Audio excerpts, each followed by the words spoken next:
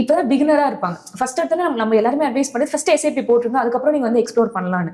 So எஸ்ஐபியே ஒரு 1 இயரா வந்து நம்மளுக்கு ரிட்டர்ன்ஸ் கொடுக்காதப்போ என்னடா அது மார்க்கெட் வேற டவுன்ல இருக்கு, இப்படியே தான் இருக்குமான்னு ஒரு மாதிரி ஒரு புரியாத ஒரு நிலைமையில இருப்பாங்க. ஸோ ஜீவோலயும் ஒருத்தர் கமெண்ட் பண்ணியிருந்தாரு, நீங்க சொல்ற வீடியோஸ்லாம் எஸ்ஐபி ஸ்டாப் பண்ணாதீங்கன்னு சொல்லிட்டீங்க, என்னால இந்த அன்சர்டினிட்டி வந்து தாங்க முடியல, மேபி நான் பாஸ் பண்ணி வைக்கவா, ஒரு 3 months பாஸ் பண்ணிட்டு மறுபடியும் கொஞ்சம் ஓகே ஆனதுக்கு அப்புறம் நான் வரவா அப்படின்னு கேக்குறாங்க. ஸோ அதுக்கு உங்களோட பதில் என்னவா இருக்கும்? பாஸ் பண்றதும் கிட்டத்தட்ட ஸ்டாப் பண்றதுக்கு ஈக்குவலான ஒரு தப்பு தான். ஓகே, சரி என்ன சொல்றோம்னா, இப்போ இவங்க வந்து மார்க்கெட் மேலேயே போயிட்டு இருந்தா இன்வெஸ்ட் பண்ணிருப்பாங்க. அதாவது 10 ரூபாய்க்கு நான் வாங்கின யூனிட் இந்த மாசம் 11க்கு வந்ததுன்னா நான் இன்வெஸ்ட் பண்ணுவேன். ஆனா அது இன்னைக்கு 9 கிடைச்சா நான் இன்வெஸ்ட் பண்ண மாட்டேன். இவ்வளவு கண்மூடித்தனமான ஒரு முட்டாள்தனமான ஒரு முடிவா இருக்கும் அது. விச் மீன்ஸ் நீங்க என்ன நினைக்கிறீங்க, 10 11 ஆகுது, மேல போயிட்டே இருக்கு, இது நாளைக்கு போயிடலாம்ல, 11ல இருந்து நாளைக்கு போயிடலாம்ல. ஆனா 10ல இருந்து 9 கிடைக்குது, ரைட்? ஸோ இது மேல போகும்போது இந்த இது இந்த 10க்கு வர்றதுக்கு முன்னாடியே இது ப்ராஃபிட் ஆயிடும். அது 10 வந்தாதான் ப்ராஃபிட் ஆகும். ரொம்ப சிம்பிள்.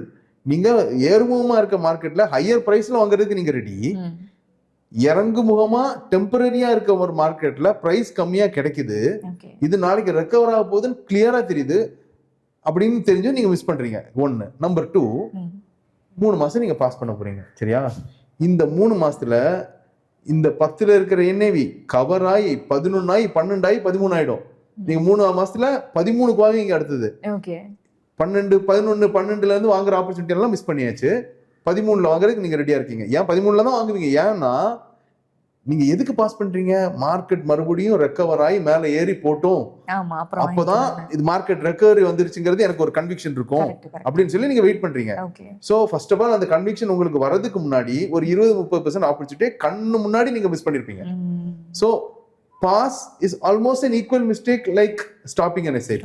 ரொம்ப simple. Investment in security markets are subject to market risk. Read all the related documents carefully before investing.